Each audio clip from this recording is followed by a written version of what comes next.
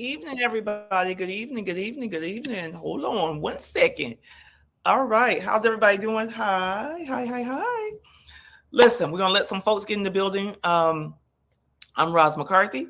I'm the founder and the CEO of Minorities for Medical Marijuana, and I'm so proud to be here tonight to talk about a subject that is near and dear to my heart.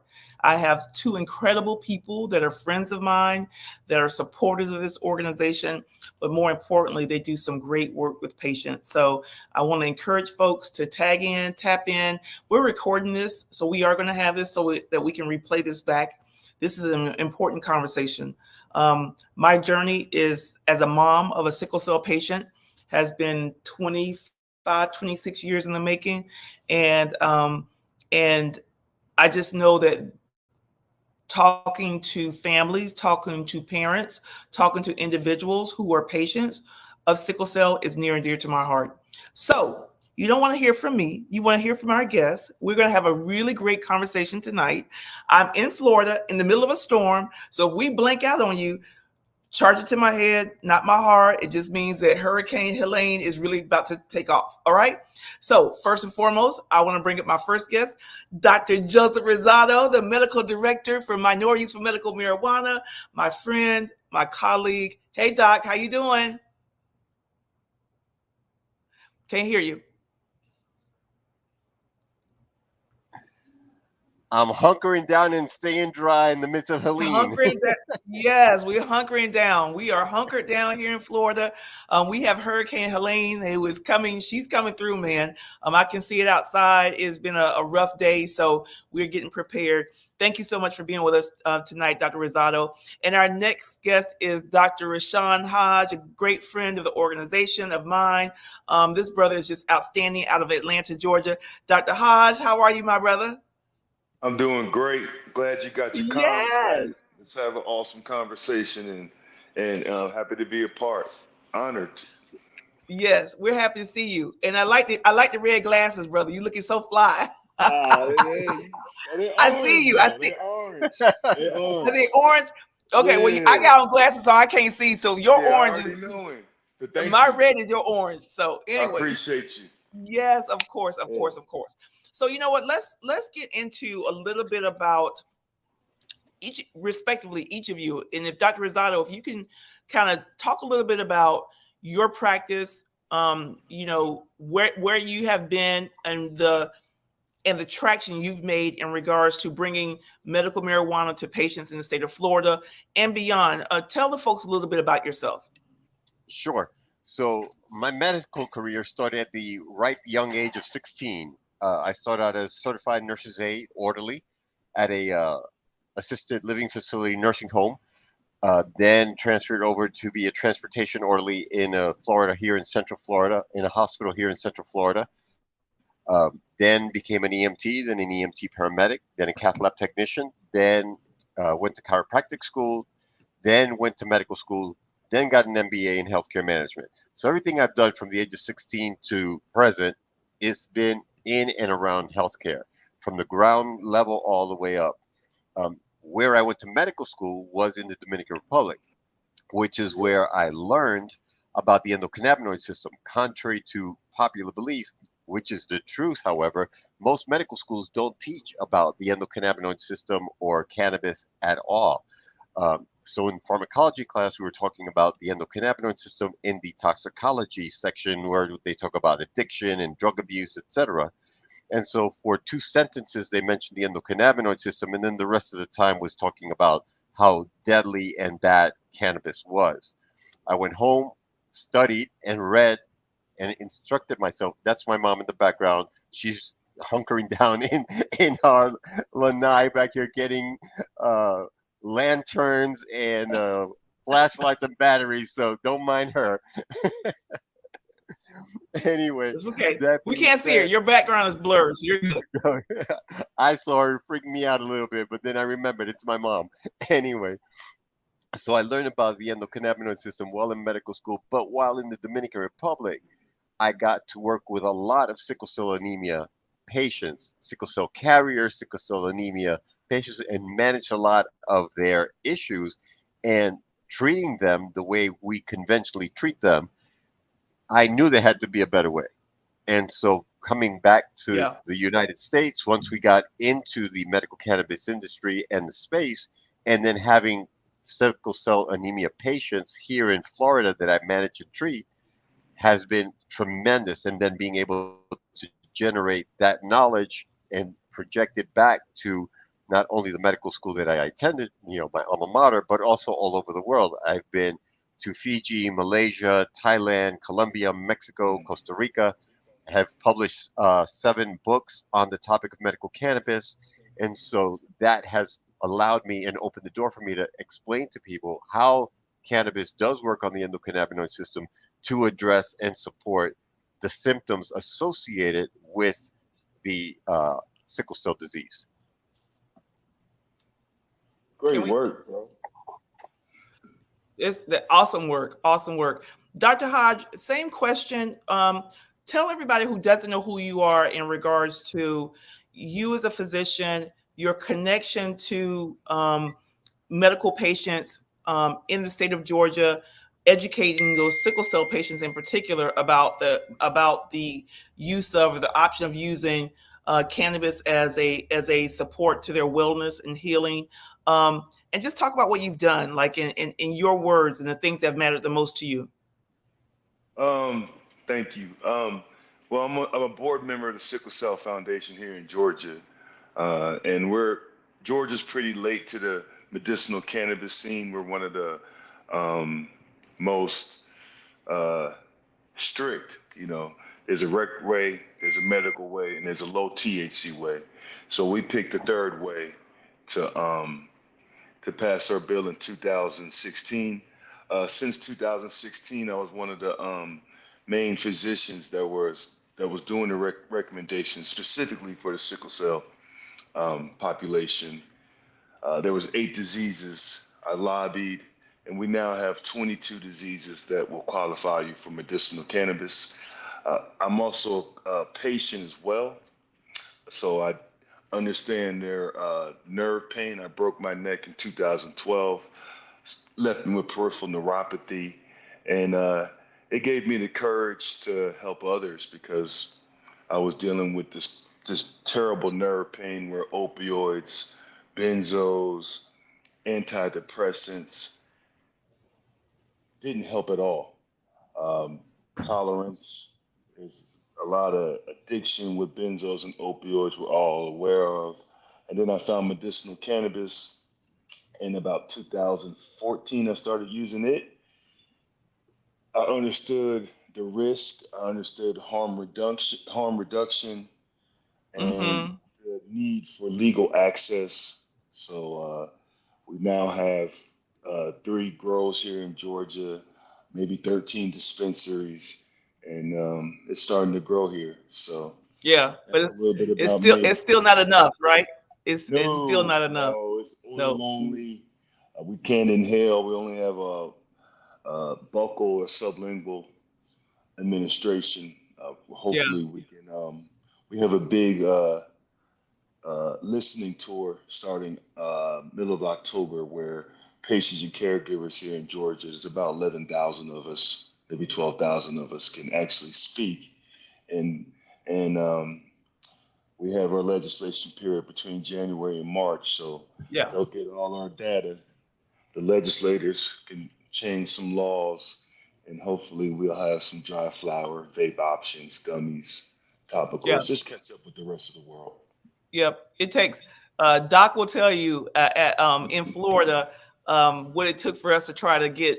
You want to talk about some of the challenges that we had in Florida, Doc, when we first tried to get the program going, and some of the craziness that happened that made it kind of hard for yourself as a physician, for you as well as Dr. Hodge. You know what needs to be done, and because of the politics behind this, would love for you guys to share a little bit from your perspective, Dr. Rosado. Sure. As you may recall, I know you recall because we were there side by side, arm in arm in 2014 when we first started seeing the ads by John Morgan promoting and advocating for Amendment 2. We were going to all these meetings, and then in 2016, when we actually got the law passed, what we voted for as Amendment 2 was not the same as what became the law in uh, June of 2017. And so initially, we had to wait 90 days to recommend medical cannabis for a patient. And her first law was what's called the Compassionate Care Act, Senate Bill 1030, which only allowed for four diagnoses, which were cancer, Mm. epilepsy, chronic conditions that cause seizures, and chronic conditions that cause muscle spasms. That was it, and it was low THC, high CBD, nothing else. That was in the books in 2014. In June of 2016, they added the Right to Try Act, allowing for medical cannabis for terminally ill patients, which was defined as an individual that would die after 1 year if they were not treated. And that's how I was able to recommend medical cannabis to my first two patients in the state of Florida. One was a 35-year-old with a stage 3 brain tumor, and then in November of 2016, a 15-year-old boy that had stage 4 head and neck cancer or tumor. And so that allowed me the ability to give them the medical cannabis. But both of them had to establish as a patient with me for 90 days. But in 90 minutes, if they came to my office within 90 minutes, they could get a prescription for a narcotic. They could get a prescription for a benzo, for a Xanax, or Hmm. Xanibar, as they call them on. So in 90 minutes, they can get something that caused far greater damage, far greater addiction than a plant, but yet the law mandated that I see somebody for 90 days. Mm. And the initially flour was not allowed. We didn't get flour until March of 2019. Edibles were in the law, but we didn't get any edibles until 2018 because there was a this discrepancy and issues between the Department of Health and Department of Agriculture. Again, politics, and so all of those things together. So I feel you, my brother, because Same Georgia, road.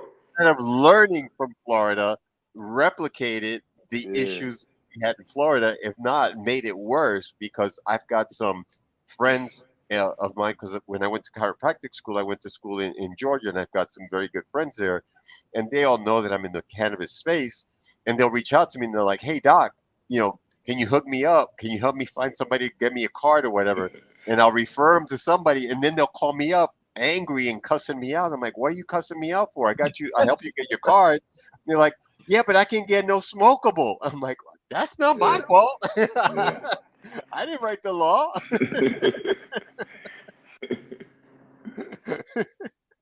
So yeah, I understand your pain, Doc Rosado and Roz. Kudos to you and your team for just advancing the sector there down in Florida. That's huge. The inhalation and possible. You got that vote in November, right? For recreational For use. Amendment 3 is the legalization, decriminalization of adult use recreational cannabis. Uh, It's the in road fact, trip away. yeah, I'm a gas every up, day, man. Let's go. I'm every gassing day up I day get one. patients asking me. Yeah, it's funny because every day I get patients asking me, if we go recreational, what's going to happen to you? I'm like, not a damn thing. Medical program still exists. Every Yeah. other adult use recreational state, so it's Yeah, not they going to get the affect me same in the least. access. I Yeah. did read that. They'll have more access to the recreational. It'll be cheaper, larger amounts, less tax. It's definitely benefits to keeping that card for sure. Yeah, no Yeah. taxes because when you go to CVS, Walgreens, Walmart, and you buy your medicine, you don't Mm, pay a sales tax. So you're not going to pay sales tax for your cannabis because we don't love it. now. Yeah. But when you go to recreational adult use states, they hit you with 25 to Oh yeah. 50% sales tax. They rape you.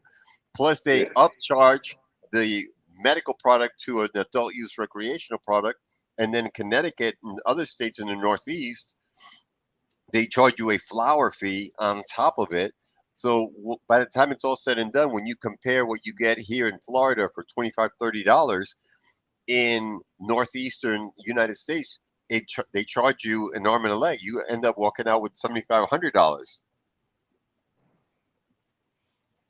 I love it. I love it. I'm telling you, I'm pulling up to Florida, bro. Come on. 4 Are you hour licensed out here? trip. Excuse me? Are you licensed down here? Oh no, no, I'm not. No, I'm not. But I'm a shop though. Well, if you want to become a snowbird, I I can hook know. you up. I know a guy. I can help. I know a guy that can All help right, you out. I got you. If I you want got to your become a info now, snowbird. Doc. I got your info now, brother. Yeah, I So our think we fearless lost leader Doc. has lost connection, Yeah, she did. unfortunately. So share with us um, your work with the Sickle Cell Foundation and how you're finding that you can help them with the cannabis in place of or in conjunction with a lot of the narcotics and opiates. Because I remember when I was in the Dominican Republic, we would treat people pretty aggressively with opiates, narcotics, IV Yeah, that's their infusion, mainstay. etc.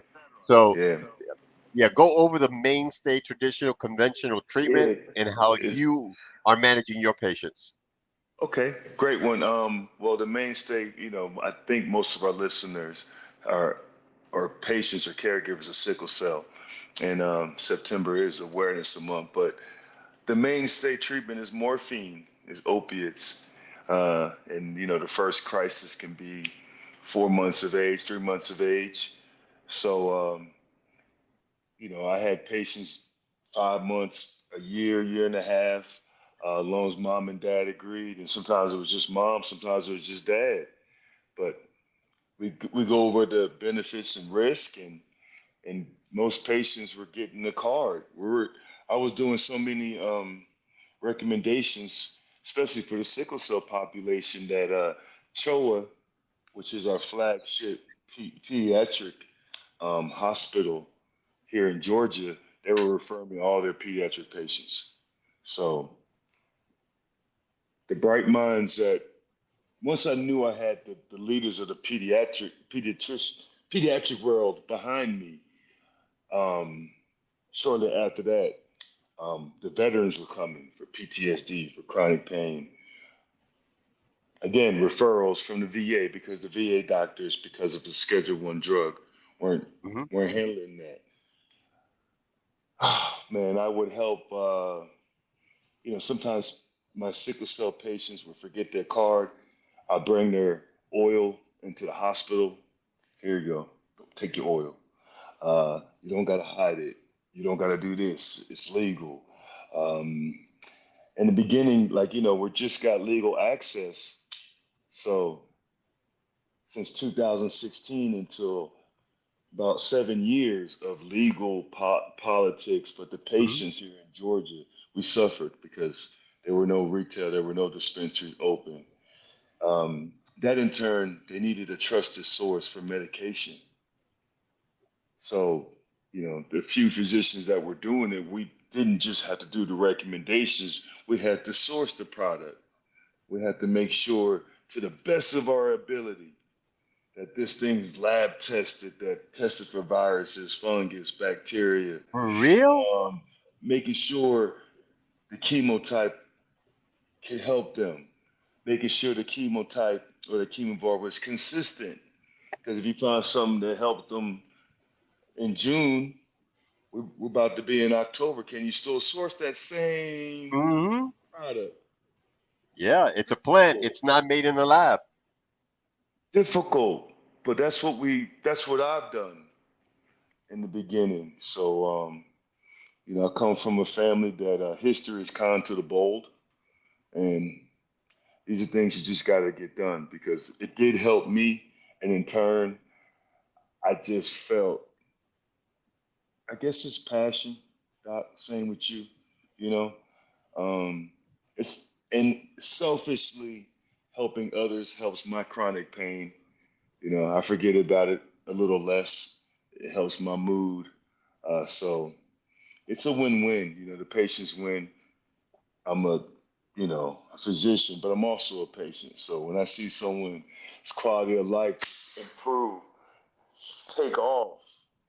Because all my patients, I got patients that end of life care cancer. Yeah, they transition, but they were ascending though. The quality of life was better. The sleep was improved. They had an appetite. They weren't snowed up and obtunded from the opioids. They can have conversations, some good moments, some good minutes, some good seconds with families and friends. Um, so for the sickle cell population, it's obvious the evidence-based medicine is there. They're picking up less prescriptions. It's helping with the withdrawal. When they are in the hospital, again, they're going to get that IV morphine. You think they're going to they get discharged. Of course, you're going to have withdrawals, and they can last up to 2 weeks. The medical cannabis is mitigating those withdrawal symptoms. That's huge. They're getting back in school faster. They're staying on track with the curriculum. They're able to participate outside, socially with friends. You see what I'm saying? So this is stuff that's common knowledge. It's an evidence-based medicine. It's RCTs, less prescriptions, less hospital admissions, less crisis, medicinal cannabis.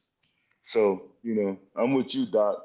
Let's Now, I teach heard more you say about the something that was really ECS. interesting to me. And sorry to Yeah, interrupt, but go ahead. you're able to take the medicine into the hospital and let them use it in the hospital? Oil only. But you could take it into the hospital, right? Yeah, That's it's just huge. syringe. Yeah, it's just That's syringe. huge Yeah, but the because caregiver has to give it to her. The nurse doesn't give it to her. The mom. right, yeah, but the Yeah. caregiver no, because like I had a similar experience with my stepfather. Back in 2021, he was Mm. terminally ill. He was diagnosed with a stage 4 primary tumor of his liver, and they really had nothing for him. And the hospitalist knew me, and so when I went in to see my stepdad, uh, the hospitalist pulled me aside and said, "What you do behind that door with your stepfather is your business." And I'm like, "Bet, I'm done." Say less. So, so we did have that conversation. But yeah, it's caretaker. But a lot of people don't have that capability or that wherewithal to be Yeah. able to go in and take it in and give it to their caretaker and say, "Here you go." Yeah, You know, definitely nothing smoking, nothing inhalable because that combustion, there's oxygen, there's people with terrible lung COPDs, no, oil only, or if it's a gummy or an edible, sure, sure, sure. Don't leave your medicine behind. You know, you're not. Absolutely. People are still have this stigma like they're criminals, even with a card. Because people still treat them like a criminal because they're so ignorant of the card and what it protects them from and what it does. There's no broadcast, there's no radios, there's no TV ads saying, "Hey man, there's no education Yes. for patients and caregivers against the ops. They don't understand. You see, so 100%. I have to be. I'm an expert witness as well. I have gotten kids back to their mom and dad, defects, slicing them in half, still slicing families because of this. Still a lot of work to do, Doc. so, anyway, Yeah. welcome to here. Thanks for joining us. We had a bit of an issue getting you on, so No, it, Stay give us a fresh. What up? little, give us an introduction about you. Let the people know who you are, where you're at, and your story, my man. man. First of all, let me give kudos to you guys, man, for uniting for a cure for healing sickle cell with cannabis and letting the world know how important the cannabinoid system is to improving the quality of my life as a sickle cell patient living with sickle cell SS and other patients living with all type of life-threatening disease and blood disorders such as leukemia and cancer. Um, so thank you guys because this conversation is so important. My name is Stay Fresh Tahir Ali. I am from Atlanta, Georgia. I am a patient and advocate for sickle cell, leukemia, and cancer, founder of the Fresh Cells Foundation, which is an organization in Atlanta that creates awareness for those with pre-existing conditions in our underprivileged communities. A little history about myself is I come from the entertainment industry. So creating fresh sales was important because I understand that a lot of these disparities in our community are simply because of a lack of information or a lack of not knowing.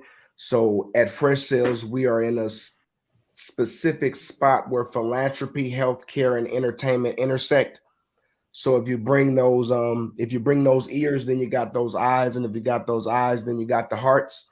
And what we want to do is touch the hearts of our community and bring awareness to these conditions and make caring cool again, right? We want to add compassion to the binary code. So that's pretty much the gist of it at Fresh Sales and the Fresh Taste Group, man. I'm just happy to be here with two intelligent gentlemen like yourself. Oh, bro, you're doing such great work. Such great work, bro. Absolutely, absolutely. Yeah.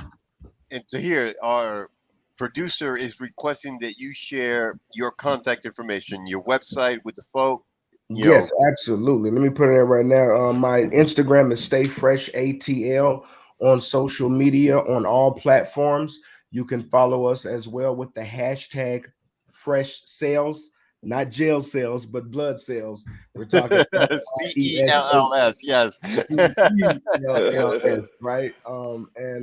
And you can go to the Facebook group. We also have the website www.freshsalesfoundation.com, as well as www.freshtastegroup.com. And you can either one of those websites, you can see all of the active work we do for our community and how passionate we are to take up this mantle and go against the grain, as they would say, to make sure that we bring awareness and a fair shake to our community. A lot of times, as sickle cell patients, we're kind of overlooked, right? We're kind of like the how can I put it, the messaging is overlooked, like you said, by the politics, by so many different things that kind of overshadow the well-being of the patient itself, the person dealing with the hematology oncology disorder of sickle cell, and understanding the mental wherewithal and the commitment and passion that a lot of these patients have. They really are, and we really are superheroes. And it's just, I have the blessing to be able to articulate this, and I just want that to be known. So many challenges that we face dealing with opioids and addiction, and how just simply having this pre-existing condition can leave you exposed to addiction, and by not any fault of your own, simply because you don't want to be in excruciating pain. And I think that a lot of times we hide these things, and it's the elephant in the room. We all deal with addiction in some way, shape, form, or fashion in our families. I think it's super important that we shed a light on it in a way where we're not making victims out of one another, but we're understanding that these conditions and these scenarios really, really, really affect our community as a whole, and how people interact with patient, doctor family, patient family relationships. It's extremely important, and cannabis helps that a lot of the times, as far as the mental side of it. Me having sickle cell and spending over 3,000 days in the hospital, I understand how the cannabinoid system is absorbed molecularly from flower consumption, transdermal transfer. We're talking uh top edible, Hmm. and how it affects you with different strands. And just touching home on the point of how you were saying procuring those strands and understanding um how they affect the genetics of the patient versus me taking um hold on, I just want to, versus me having, that I can walk and get this, and what you say, Doc, 90 10 minutes. minutes. Yeah. It's freshsalesfoundation.com. I'm sorry, freshsalesfoundation.com. It's so easy to get this, right? But it's so hard to get the medicine that would give us the same kind of quality and effect, but it's frowned upon. If you get what I'm saying, it's a stigma on it. And it helps because the cannabinoid system is broke down from THC, CBD, CBG, CBN, and with me understanding the plant and the usage, I was able to identify on which actual systems in the cannabinoid that what they did and how they affected me personally. So I Before think we go that's there, I'm going to conversation. ask the doc here to give us an understanding, a quick version of what sickle cell anemia is and what the difference is in the red blood cells of a patient with sickle cell versus someone that does not have sickle cell. So let's, because a lot of people that have the condition know what's going on, but for those of us that are not sickle cell patients or do not experience this type of crises, can you share, Doc, what is going on at the cellular level? And then once you do that explanation, then to hear, you can then step in and talk about how the cannabis is working and works genetically to be able to address the inflammatory processes that are going on at the Yes. joints. Yes. So please. All right. Well, just the quick and easy is, red blood cells, right? We all have them. The main purpose of red blood cells is to carry oxygen. People with sickle cell, their red blood cells are in that shape and they don't carry oxygen. They do carry oxygen, but because of that shape, it can cause a traffic jam in arteries, capillaries. So they can't carry that oxygen to that tissue, and we cannot survive without oxygen. That tissue cannot survive without oxygen. And your body, there's two things that happen. Your tissue responds with this ischemic pain. It's god awful pain that fresh cells can tell you about. It's frightening to see as a physician because I don't have sickle cell disease, but it's super frightening to see someone come in the crisis, the pain, the despair, um, the shaking, the shivering, the screaming, they're nonverbal. You can't move them, Yeah. and it could be fatal. It's a true medical emergency. So, um, and if that tissue doesn't get oxygen enough time, it dies. So they have a stroke, they lose an organ. It's irreversible, cell death. And it happens, stuff that happens in the general population in the 40s and 50s, like heart attacks, strokes. That can happen in teenage years. They can lose organs, spleen, liver damage, eye damage, any part of your body that needs oxygen. If those cells get occluded, that little traffic jam, what Yeah. goes that whatever that blood was supposed to perfuse with oxygen dies. And Yep. not being funny, but proprioprisms as well. Yeah, Those huge. those same things that affect. I know men, we kind of, our machismo, is that's kind of how, we use it, and we kind of attack life like it, but to have it as a reverse medical condition that inflicts extreme pain, is just, another page in the book of dealing with sickle cell, that no one talks about because it's so private, it's so intimate. Um, you know, So not being share able, how the cannabis has helped with your pain and how, the well, to be endocannabinoid honest, system. man, the cannabinoid system as a whole, when I was younger, experimenting with it, sneaking around, I could remember getting out of the hospital. Maybe I was like maybe 15, 16. And I was so nauseous because of the medicine. They put you Now, on a when were you PCA. diagnosed with sickle cell? I was diagnosed when I was maybe like 2 or 3.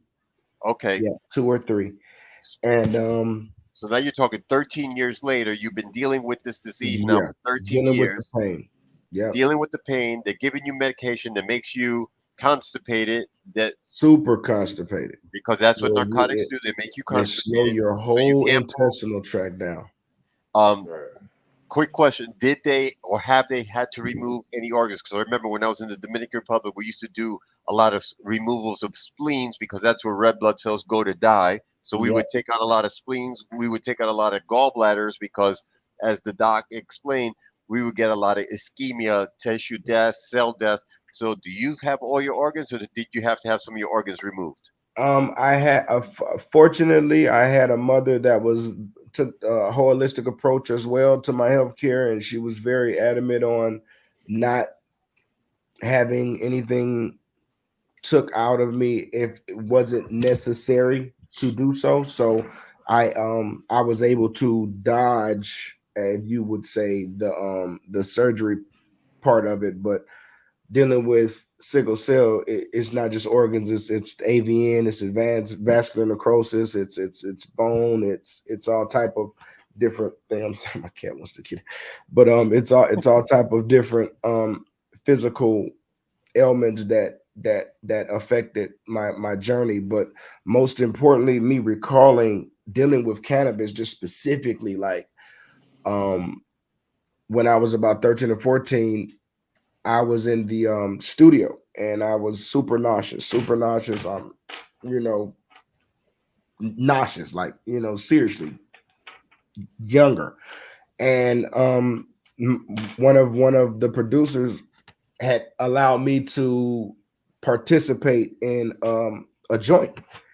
And it was so funny because I had never, used cannabis before this. And the way it made me feel, the relaxing, that was when I knew it was a mental thing, right? Because this whole time up until 14, 15, I'm dealing with this mental pain, like, by myself, right? So it's hard to focus. I found early on that it was easier for me to focus and think under that type of pain with having the cannabis. So early on, I knew it. The psychotropic value of THC, it was real, right? I knew it was real. I knew it was more than Yeah. just getting high, right? I knew, like, yo, if I smoke this is almost the same way as me taking a pill to stop the pain, but it's mental. So further along in that journey, discovering the other cannabinoid, cis CBG to CBN, I was understanding the inflammation, the swelling, how, what type of strands help me best, right? Understanding the plant's genetic base, right? As I got older. So what I found out was, your indicas and your sativas, which help me more. Was it the body? If I'm having the intense sickle cell crisis? Do I am I on the indica? Am I on a sativa? Yeah. So it was the journey was amazing. And when I got older to understand edibles and understanding the process of making sure, like Dr. Hodges said, you're getting lab tested, properly handled product is very, very important. So going into labs and partnering with different labs to test the product that I was using, it allowed me, once again, like Dr. Hodges said, to get out there and articulate this to other sickle cell patients, right? Because it's a knowledge thing. And I was ashamed for years to even tell my doctor when they give actually the questions on intake about cannabis, because I thought it would affect my insurance, the way my doctor looked at. Like, I just thought it was so many different things that were going Yeah. through my mind, as far as not understanding HIPAA and what can and can't be shared and things like that, to understand that cannabis really improved the quality of my life. And I believe if we join together and get the messaging clear, people will understand it's bigger than just carcinogenic smoking of cannabis. It's a real life-saving plant that can be used for your everyday bumps and bruises, scrapes and scratches, all the way up to your, you know, Yeah. life-threatening terminal diseases. It's just that serious. And it baffled me for years how we didn't understand, or they kept that from us and then forced us to become addicted to a lot of man-made narcotics. I'm so Now, proud of you, something that bro. was, yeah, I'm something our proud of him. producers just I'm posted. so proud of you. You're the man, but I want to Brothers bring like y'all, everybody. man. I want to bring everybody's attention to something that our producers have just posted regarding the prevalence of this disease among our people. Yeah. And as you can read here, African Americans in the United States, more than 90% of the people with sickle cell disease are non-Hispanic Black African Americans. More than 90%. That's 9 out of 10 people. I Yeah. call it the racially biased disease, and I don't like to bring race into things because I believe that you know you, we're human first. We all have the same wire, right? You cut us open, we got two lungs of God provided, right? You have your kidney, your liver, your heart, your brain. We all Mhm. got ears, noses, mouth. We are the human race, and not. I don't look at it as anything else because I receive so many blood transfusions. It's not like I could just tell the doctor, "Hey, don't bring me any Asian blood. If you got some Anglo-Saxon blood back there, don't. If you got some black, Middle Eastern, Caribbean blood, don't. I don't really jive with Jamaicans, so like that doesn't even make sense, right? So I can't have that choice when I'm in the hospital, and it had me get over a lot of whatever I thought, even coming from the history and knowledge of where we black people have came from. It's still, we have to deal with everyone on a case by case situation and understand that, listen, it is a racially biased disease, and Yeah. and it is a slant to it, right? They're not just complaining, they're not woeing me. you know I Having sickle cell, they put us on the hematology oncology floor. Hmm. Hematology oncology encompasses all blood disorders, right? So a lot of time when I was in the hospital, I had neighbors that had cancers, tumors, all type of different leukemia. They would all group us together. And what I understood was that, Different types of cancers, yeah. yeah, what I understood was, wow, dealing with sickle cell, it wasn't took as serious as cancer, right? And I understood why. And this is kind of how I digest it so I can process it.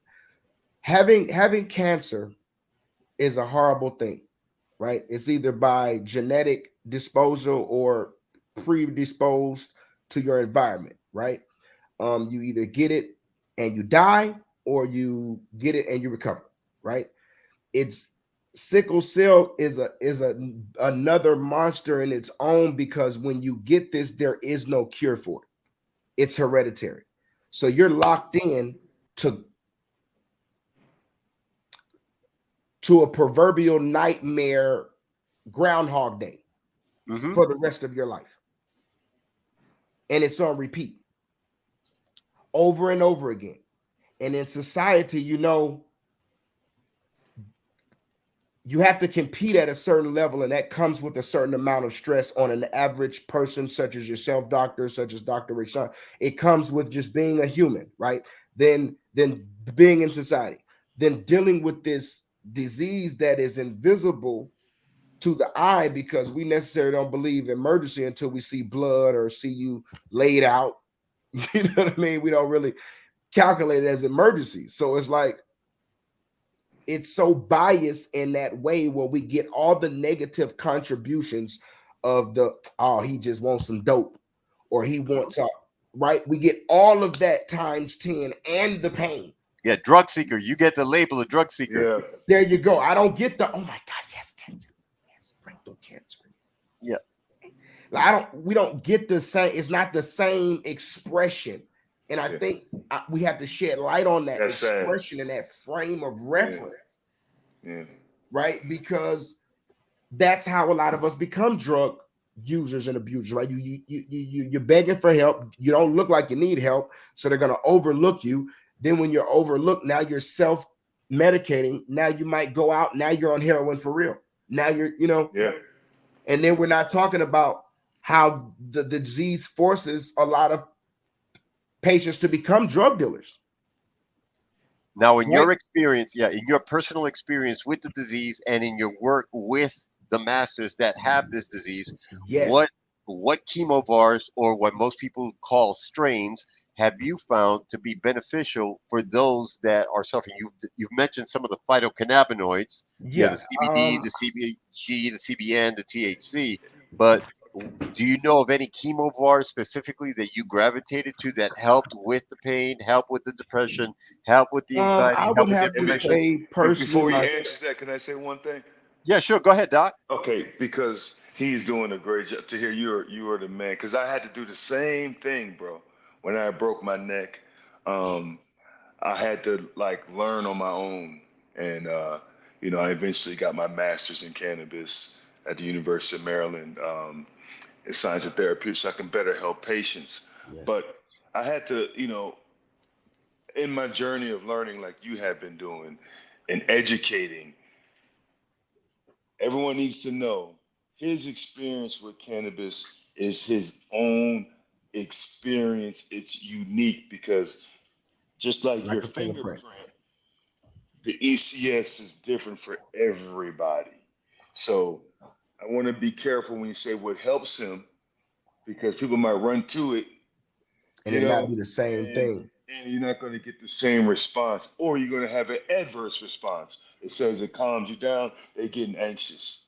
You see what I'm Mhm. saying? Mhm. So I want everyone that when you rewatch this, we all have a unique endocannabinoid system. Yes. So when it comes to cannabis, what I was learning is first understand what's all the magic. What's the magic of that entourage? And number one, you would be like terpenes. Yeah. Terpenes is the smell, the odor that cannabis, the loud, the gas, or is it sweet? Is it does it smell like soil? Does it smell like citrus? And then Yeah. you're gonna understand, okay, just like lavender has the terpene linalool, and I used it in bath bombs. I used it on my sore muscles. That's medicine. Hmm. Okay. Now let me smell this cannabis. Does it smell citrusy? That's limonene. Does it smell like dirt? That's myrcene. You know, these are the main terpenes in that cannabis. And your olfactory system, your nose, Yes. is very intelligent. Very.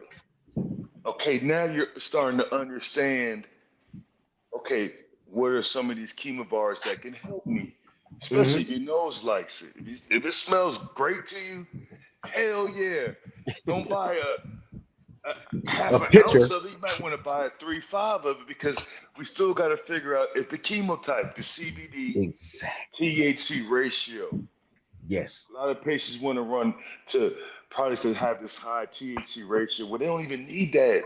They're not Hmm. gonna. They're not feeling anything. The magic is in high CBD. So again, you might just buy that 3.5 because you got to do a lot of trial and error. A Um, lot of it. A Yep. lot of It's and you very know individualized.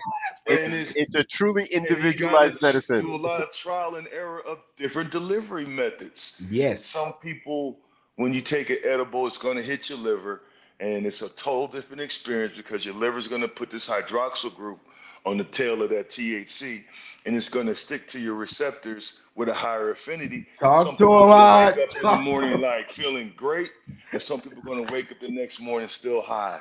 Yes. Okay, some people are going to have too many CD1 and CD2 receptors. Some people are going to have a down regulation of CD1 and CD2 receptors. For him and I, if he's using since 15, and I've been using since 2013, 2014, constantly, Mm. Fresh Cells and I have a down regulation. So now we have to consume at a higher frequent rate for the same effect, just like opioids, And if you just don't like get it, what happens, Hod? benzos. You The start word is called having. tolerance. There you go. So we're going to need more. We're going to need higher amounts just to get the same effect as that first time. So when we ask you now what it works, it's just what have you used for your personal Hmm. experience Hmm. um, to help you in your life, increase your quality of life? What was your Well, flower experience like? What was your vape experience like? Compare that to I'm gonna give edibles, you. I'm gonna compare give you that all to three. a suppository, compare that to oil. That can help the patients, I think, a little better. The oil, the difference for me, right? The oil. Say I pop my oil.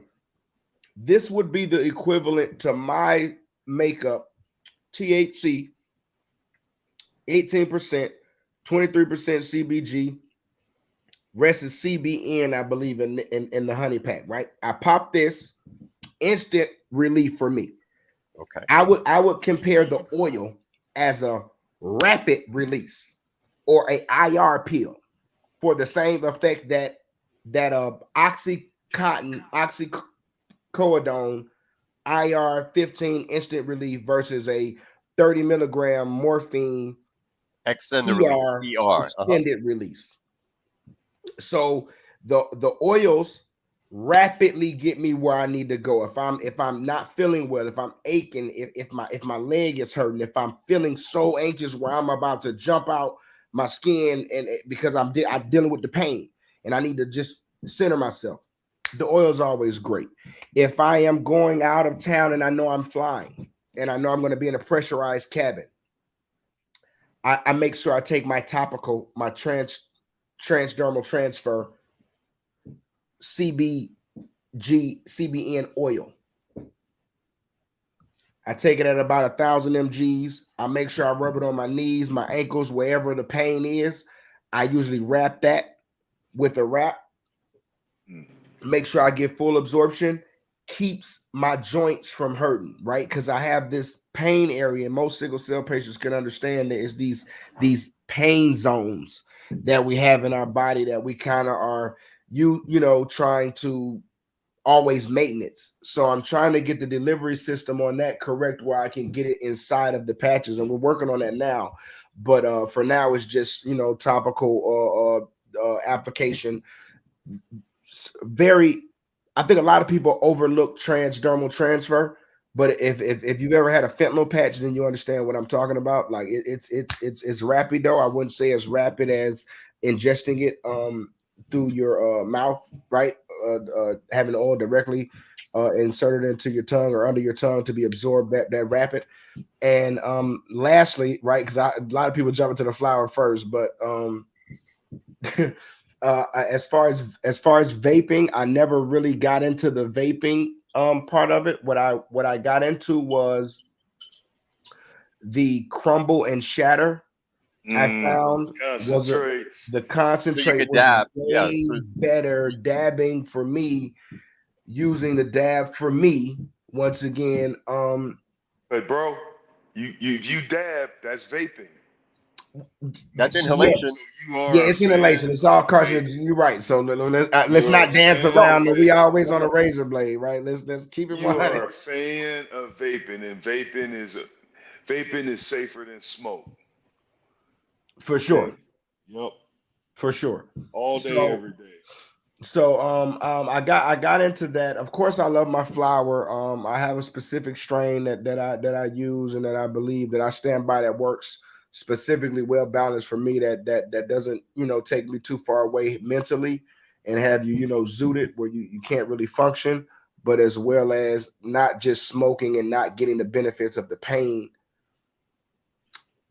solution that I know cannabis brings. Right. So I'm a darker flower guy. So I any kind of cannabis that has a pretty color, darker color, um concentrate. THC doesn't have to be too high. A lot of people equate the darker color with a 30, 40, 50%. I try to keep my THC intake right at around 22%, just so it's not, I'm just not so out of my out of my mind or too unproductive. But I would say those three in that kind of effect help my quality of life. If I want instant relief, I'm taking my oil instantly. If I know I'm traveling throughout the state, I'm taking my gel, my transdermal, right? I wrap, prepare. I get up in the morning, do my stretches, and just throw it on, even if I'm not hurting. I just keep it just to keep me going. And if I am mentally having one of those moments, then of course my crumble and my shatter and those vaping, as the doc say, let's not dance around it, right? Oh, it's And vaping. it's so funny because we think because we're doing it that way. We're like, man, well, I'm not smoking on the big metal thing with the. It's like, brother, it's the same, brother. No, It's it's not the vapor. same. It's It's good. You're not inhalation. creating It's a smoke. mode of administration. Anyway, Yeah. gentlemen, it is 8:04, and we're going to need to wind down here. So, um, as we end our conversation, each one of us, let's take 2 minutes, 1 to 2 minutes, to just kind of wrap things up and leave a message to the folk that have decided to join us this beautiful evening. So, uh, Doc, the floor is Sure. yours. Just to, it's just not magic. We're all having ECS. Everything living has an endocannabinoid system. The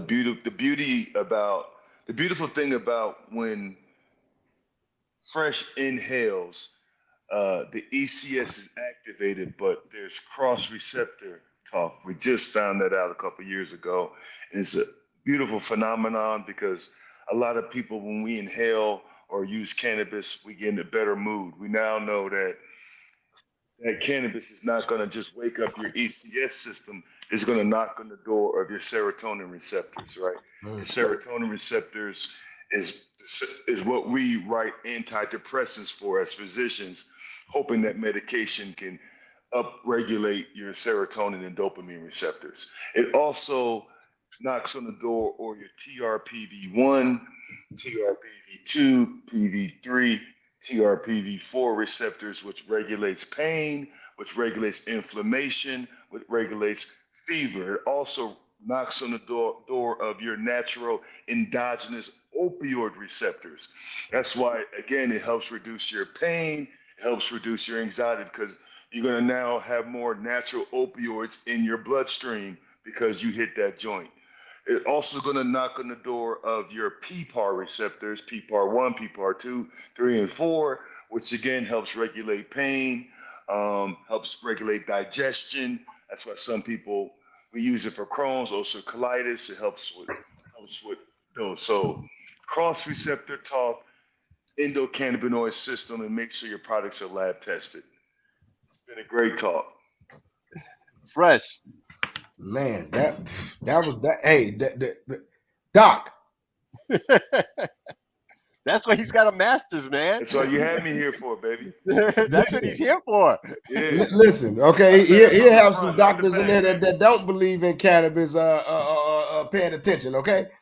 Yeah. Man, And the, well, first of all, thank you guys for having me. This conversation is important. Once again, my name is Tahir Stay Fresh Ali. I've spent over 3,000 days in the hospital. I'm just here to make sure that we be transparent, we speak truth to power, and that we get out here and be the change we want to see. If you take anything from this message and this conversation, understand that long gone are the days of just placeholding. We have to be more than our circumstances if we really want to see change. So we have to be more and be sincere when we deal with humanity, because a lot of times for people to have these kind of conversations and to be transparent and to be open, something traumatic has to happen, right? I don't want that to be the case for anyone who watched live or anyone who watching this afterwards. Let's not wait till something traumatic happens to us to care. Let's get out here and add compassion back to the binary code, or we're all going to perish. It's not something that is just going to affect one sector. If we don't get out here and add compassion to the binary code, then humanity is in trouble. So join together with me at the Fresh Sales Foundation, Fresh Taste, and let's be the change we want to see. I thank you guys. I give kudos to you guys for bringing the scientific aspect to the cannabinoid system, and let's take off that mask and that stigma that it's all about getting high. You know, it's all about improving the quality of life and living healthier, longer, valuable lives. So reach out to us, hashtag Fresh Sales, and we are where philanthropy, healthcare, and entertainment intersect. So let's get out here and let's not be wise and do otherwise. I love you, my Haji. I man. love you, Dr. Rosa. I appreciate Love y'all. you, brother. Great And message, my man. my takeaway is what I always say at the end of every interview that I've done, every podcast, every and when I sign my books, which can be found on Amazon as well on my website, josephrosadomd.com. The title of my book, Hope and Healing: The Case for Cannabis. And I always sign off with Hashtag cannabis is medicine. It is medicine. Hell yeah. It is our medicine. And when people ask me, what's the difference between adult use, recreational use, and medical use? And my response is, it's all medical. The only difference between a medical cannabis patient and an adult use recreational patient is that a medical cannabis patient has a physician that signs off on his or her ability to get their medicine. But regardless, it's all working on the endocannabinoid system, as Dr. Hodge so eloquently stated and shared all the different receptors and the cross referencing of receptors working together. So Amazing. it is Wealth our of knowledge. medicine. So cannabis is medicine. Please follow all of us. Follow Minorities for Medical Marijuana, M4MM, uh, because that's where you're going to be getting all of your information. Stay in touch, stay educated, and stay safe, especially for those of us that are in the southeastern portion of the United States, with Helene hovering over all of us. Prayers to Yeah. all of us and our respective families and friends. So until the next time, gentlemen, ladies, peace. Yeah. Peace and power. Thank you guys very much. God bless everyone. Yep. Beautiful, beautiful, beautiful. Mr. Miss Producer, take us away.